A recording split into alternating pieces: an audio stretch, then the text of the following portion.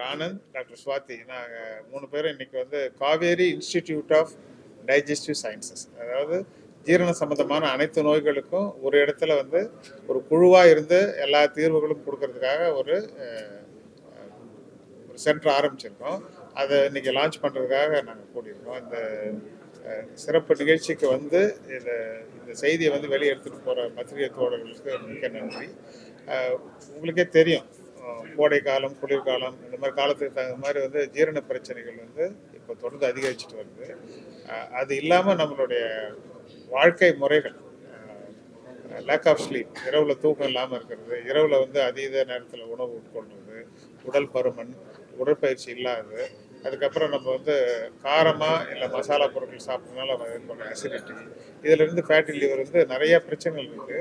இது இல்லாமல் நம்ம பரவலாகவே குடல் மற்றும் பேன்கிரியாஸ், இந்த லிவர், இதிலெல்லாம் புற்றுநோயும் அதிகரிச்சுட்டு வருது. இப்படி சாதாரண அசிடிட்டி, அஜீரணத்திலிருந்து நம்ம நம்மளை பயமுறுத்தக்கூடிய கல்லீரல் மற்றும் கேன்சர் நோய்கள் வரைக்கும் எல்லாத்துக்கும் ஒரு இடத்துல முறையான கண்டறிதல், முறையான சிகிச்சை, நல்ல தீர்வோடு போகிறதுக்காக தான் அந்த வேத நோக்கத்தோடு எல்லாரும் சேர்ந்து செயல்படுற ஒரு சிறப்பான மையமாக இது நாங்கள் அமைச்சிருக்கோம். இதுக்கு பத்திரிகை நண்பர்கள் செய்தியை கொண்டு போயிட்டு பொதுமக்களுக்கு சேர்த்து உங்களுடைய அன்பான ஒத்துழைப்பு வேணும்னு கேட்டுருக்கோம்.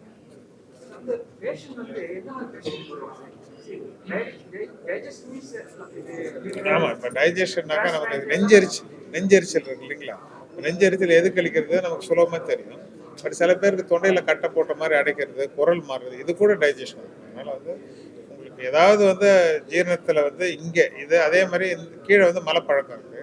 இப்போ மலம் போகிறதுல நமக்குன்னு ஒரு ரொட்டீன் இருக்கும். டெய்லி போயிடுவோம், இல்லை 2 நாளைக்கு ஒரு, அந்த ரொட்டீன் மாறும்பொழுது, இல்லை வயிறு வலிச்சு நீடிக்கும் போது, வயிறு ஊசம், மலத்தில் ரத்தம் கலந்து வர்றது, இல்லை ரத்த இழப்பு நமக்கு காரணம் இல்லாமல் திடீர்னு டயர்டாகிறோம், மூச்சு வாங்குது. அப்போ ஜீரண மண்டல நோய்கள் நேரடியாக தெரியாமல் சுற்றி வளைச்சு கூட வரும். இப்போ நம்ம என்ன நினைப்போம், நம்ம மூச்சு வாங்குது, டயர்டாக இருக்கோம், சத்துக்காரன், அதில் பார்த்தா பிரச்சனை வயிறுலையோ இல்லை குடல்லையோ இருக்கும். அதனால் உங்களுக்கு சந்தேகம் இருந்ததுன்னாக்கா உங்களுடைய குடும்ப மருத்துவரையோ இல்லை எங்களை மாதிரி ஸ்பெஷலிஸ்டாக இருந்தால் கூட பேஷண்ட்டுக்கு என்ன பிரச்சனைன்னு ஜென்ரலாக பார்க்குற அந்த நல்ல அனுபவம் அந்த மருத்துவரை நீங்கள் அணுகுனாக்கா தக்க வழிகாட்டுங்க. ஆமாம், இப்போ கேன்சர் இந்த உடம்புலேயே ஜீரண மண்டலம் தான் அதிகமாகும். ஏன்னா பெரிய மண்டலம் இல்லைங்களா? வாயில் ஆரம்பித்து உணவு குழாய், இரைப்பை, கணையம், கல்லீரல், சிறுகுடல், பெருங்குடல், ஆசனவாய், எங்கே வேணாலும் கேன்சர் வரும். ஸோ ஹார்ட் டிசீஸ்னாக்கா ஹார்ட்டில் அவ்வளோ கேன்சர் வராது. ஸோ கேன்சர்னு நம்ம பயப்படக்கூடிய ஃபீல்டு மெயினாக கேஸ்ட்ரோஎன்ட்ராலஜியும் அதை பண்ணணும். அந்த சந்தேகம் பயம் இருந்தாலும் வர வேண்டியது எங்கே கிட்ட. ஆமாம் ஆமாம், லிவர் டிரான்ஸ்பிளான்ட்லாம் இந்த டிபார்ட்மெண்ட். இப்போ கல்லீரலுக்காக சிறப்பாக அதுக்குன்னு பயிற்சி எடுத்துட்டு அந்த நோய்களுக்கு சிறப்பு கவனம் கொடுக்கணும். எல்லாரும் ஒரு டீமாக இருக்கும்பொழுது அவங்களுக்கு ஒரு உதவி தேவைப்படும் போது நாங்கள் இருக்கோம், எங்களுக்கு உதவி தேவைப்படும் அவங்க வராங்க. அப்படி பேஷண்ட்டுக்கு சீம்லெஸ்னாக்கா எந்த விதமான இடைஞ்சலும் இல்லாமல் ஒரு ஒரு ஒட்டுமொத்தமான ஒழுங்கான சிகிச்சைக்கு நாங்கள் உத்தரவாதம். கான்ஸ்டிபேஷன்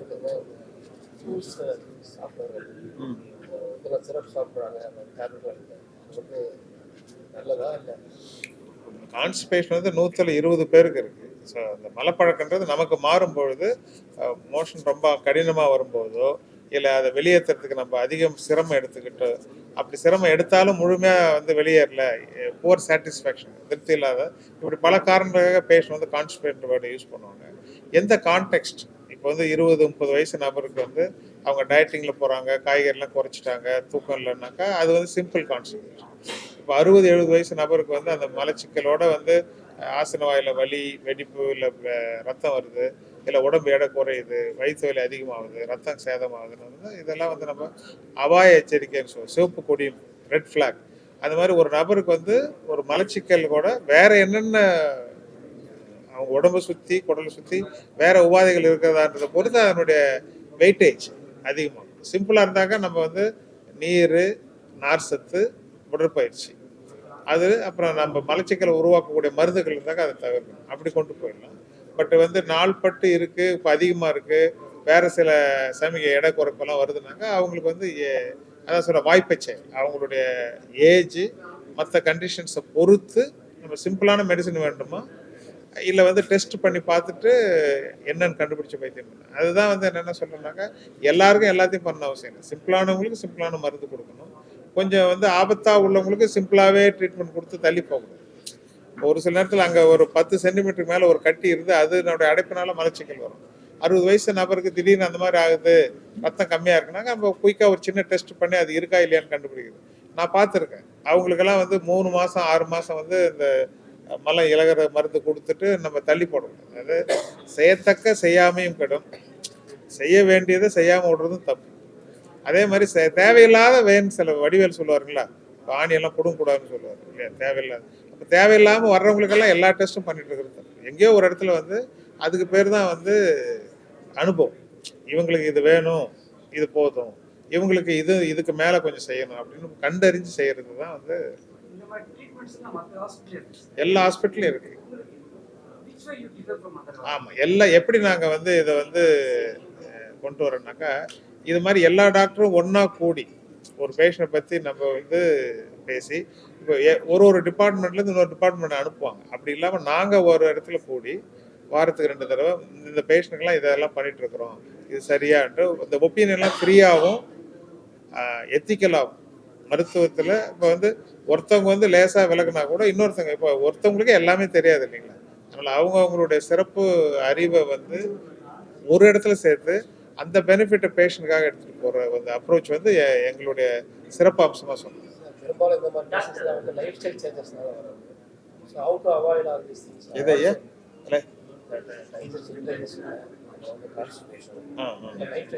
ஆமாம், அதுக்கு தான் நான் என்னுடைய உரையில் ப்ரிவென்ஷன் சொன்னீங்களே. ஏன்னா வியாதி வந்து வைத்தியம் பார்த்து அதுக்கப்புறம் தான் நல்லா ஆக்கணுன்றது டாக்டரோட நோக்கமாக இருக்கக்கூடாது. வியாதி வராமல் தடுக்கிறதுக்கு அதுக்கு நாங்கள் வந்து இப்போ ப்ரிவென்டிவ் ஹெல்த் செக்அப் நடத்துகிறோம். ஹெல்த் கேம்ப்பு, ஸ்க்ரீனிங் கேம்ப்பு, இந்த மாதிரி மீடியா அண்டு சோஷியல் மீடியா இருக்குது. அதில் வந்து நம்ம எப்படியெல்லாம் வந்து முறையான சாப்பாட்டில் எந்த விதத்தில் வந்து நம்ம ஒரு பரிபூர்ண உணவு, இப்போ வந்து காய்கறின்னு எடுத்துனா 3 வகை காய்கறி இருக்குது. ஒன்று வந்து க்ரீன் லீஃபி வெஜிடபிள்ஸ் சொல்லுவாங்க, கீரை, முட்டைக்கோசு, அதெல்லாம் அதில் வரும். இன்னொன்று வந்து டியூபர், பூமிக்கு அடியில் விளையிறது, இப்போ கேரட்டு, பீட்ரூட்டு, முள்ளங்கி, இதெல்லாம் அதில் வரும். இன்னொன்று வந்து அதர் வெஜிடபிள், வெண்டைக்காய், அவரைக்காய், கத்திரிக்காய், வாழைக்காயிலேருந்து வரும். இந்த பிளான்ட் ஃபைபர் தான் நம்ம குடலில் இருக்கிற 100 ட்ரில்லியன் பாக்டீரியாவுக்கு உணவு. நம்ம சாப்பிட்ற மைதாவோ அரிசியோ முட்டையோ இறைச்சியோ வந்து நமக்கு, நம்ம சாப்பிட்ற தாவர உணவில் நம்ம பயன்படுத்தாமல் நம்ம மிச்சம் கொடுக்குறோம் இல்லைங்களா, அதுதான் வந்து பாக்டீரியாவுக்கு. அப்போ வந்து இந்த மாதிரி பரிபூர்ண உணவுனா 300-400 கிராம் காய்கறி டெய்லி வேணும். அந்த 3 குரூப்லேருந்து வேணும்.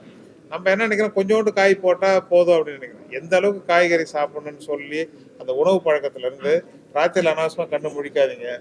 மது வந்து அளவுக்கு அதிகமாக அருந்தவே கூடாது. அப்படி தேவைன்னா வந்து ஒரு லிமிட் இருக்குது. உடல் பருமனை மெயின்டைன் பண்ணுறது, உடற்பயிற்சியோட முக்கியத்துவம், இதெல்லாம் கொண்டு போகிறது தான் வந்து மருத்துவர்களோட முக்கிய கடமை. வந்த பிறகு ட்ரீட் பண்ணுறதுன்றது வந்து செகண்ட் தான். Prevention is better than cure.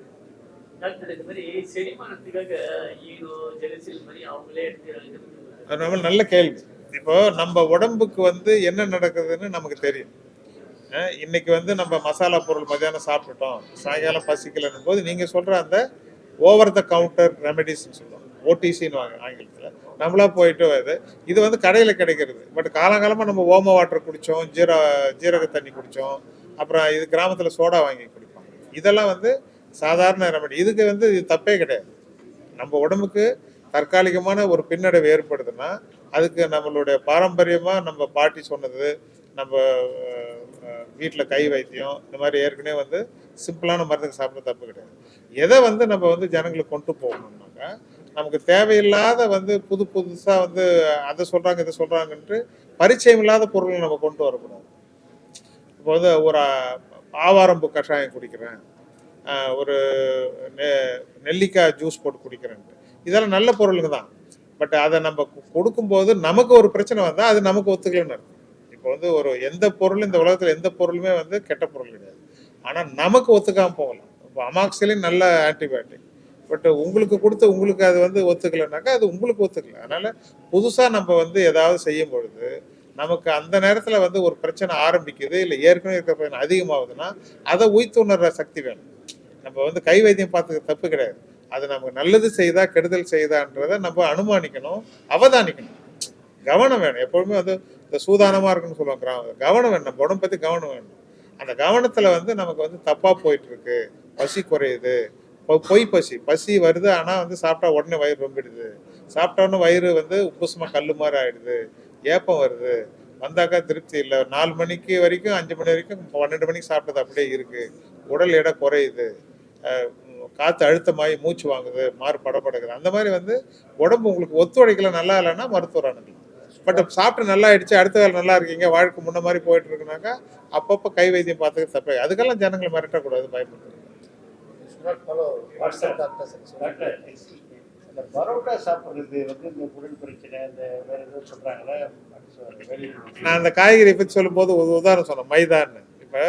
இப்போ ஒரு ஒரு தானியத்தில் வந்து தோல் மட்டும்தான் எடுத்துட்டு சாப்பிட்றதுக்காக அந்த தானியம் வந்து இயற்கை படைச்சிருக்கு. புல்லுல இருந்து தான் வந்து புல்லரிசி வந்து உருவாயிருக்கும், அப்புறம் அரிசி கோதுமைலாம் உருவாச்சு. நம்ம வந்து அதை வந்து எடுத்து அந்த தோலை எடுக்கிறது கஷ்டப்பட்டோம். 20,000 வருஷத்துக்கு முன்னே அதை நம்ம உணவாகிறதுக்கு கஷ்டப்பட்டோம். நெல்லும் கோதுமை என்ன செய்யுது, இவன் ரொம்ப கஷ்டப்படுறான், நம்ம தோலை கொஞ்சம் சுலபமாக உரிச்சு கொடுத்தோம்னா இவன் நம்மளை வளர்ப்பான், நம்ம சந்ததியை வளர்ப்பான் அப்படின்ட்டு அவங்க நமக்கு விட்டு கொடுத்தாங்க. தானியங்கள்லாம் நமக்கு விட்டு கொடுத்தாங்க. விட்டு கொடுத்ததை நம்ம என்ன பண்ணோம், வெறும் அவிச்சோ பச்சையாவோ அந்த தோலை மட்டும் எடுத்துட்டு உமி எடுத்துட்டு நம்ம பழுப்பு அரிசியும் பழுப்பு கோதுமையும் நல்லா சாப்பிட்டுட்டோம். இப்போ என்னாச்சு, நம்ம வந்து அதனுடைய அந்த கிரெயின் எங்கே புரோட்டீன் இருக்கோ எங்கே ஃபைபர் இருக்கோ அதை எடுத்துடுறோம். ஏன்னா அது இருந்தால் கெட்டு போயிடும். பழைய காலத்து அரிசியெல்லாம் நீங்கள் வச்சிங்கன்னாக்கா 3 மாதம் 6 மாதத்தில் வந்து அது வந்து கொஞ்சம் பூச்சி வந்துடும். இப்போத்தி அரிசி நீங்கள் வந்து வருஷக்கணக்காக வச்சுருந்தா கூட ஒன்றாகாது. அப்போ மேல் தோலையும் எடுத்துட்டு அதில் இருக்கிற அந்த கிரெயினையும் எடுத்துட்டு நல்லா பாலிஷ் பண்ணி, பழுப்பாக இருந்தால் சாப்பிட மாட்டேன், ரொம்ப வெள்ளையாக தும்பப்பூ மாதிரி இருந்தால் தான் சாப்பிடணும், ரொம்ப வெள்ளை அரிசி வந்துடுச்சு. அந்த அரிசியே கெடுதல்னும் போது அதை இன்னும் ரீஃபைன் ஆகி அல்ட்ரா ரீஃபைன் ஆகி மாவாய்க்காது என்னென்ன அடையாளம் தெரியாததில் செய்யப்படுற பொருட்கள் தான் வந்து பரோட்டா நூடுல்ஸ்லாம் வரும். அதெல்லாம் வந்து அந்நிய உணவுகள்லாம் ஃபாரின் சொல்ல, நம்ம உடம்புக்கு அந்நியப்பட்ட உணவுகள். எப்போ ஆசைக்கு பசங்களுக்கு கொண்டு போய் எப்போ வாங்கி கொடுக்கலாம், இதே வந்து பொழப்பா தெரியக்கூடாது. நம்ம பாரம்பரிய உணவு தான் எனக்கு நல்ல உணவு. நம்ம காய்கறிகள், நீங்கள் நான்வெஜ் சாப்பிட்டா கூட காய்கறி நிறைய சேர்த்துங்க. இப்போ பிரியாணி சாப்பிட்றவங்க அதுக்கு ஈக்குவலாக ஆனியன் பச்சடி சாப்பிட்டீங்கன்னு வச்சுக்கோங்க, ஆனியனில் நம்ம கிருமிக்கான உணவு இருக்குது, தயிரில் வந்து நல்ல ப்ரோபயோட்டிக் இருக்குது. அது ரெண்டும் ஈக்குவலாக சாப்பிடும்போது உங்களுக்கு அடுத்த நாள் குடல் பழக்கம் மாறாது. இல்லை வெறும் நான் நான்வெஜ் தான் சாப்பிடுவேன், என்னை மட்டும் பார்த்துக்குவேன், எனக்குள்ள இருக்கிற பாக்டீரியாவெல்லாம் நான் வந்து கண்டுக்க மாட்டேங்கன்னா அடுத்த நாள் உங்களுக்கு மலச்சிக்கலோ எரிச்சலோ ஏதாவது வந்து கை மேலே பலன்னு சொல்கிறாங்களே கிடைக்கும், பின் விளைவுகள் தெரியும் உங்களுக்கு.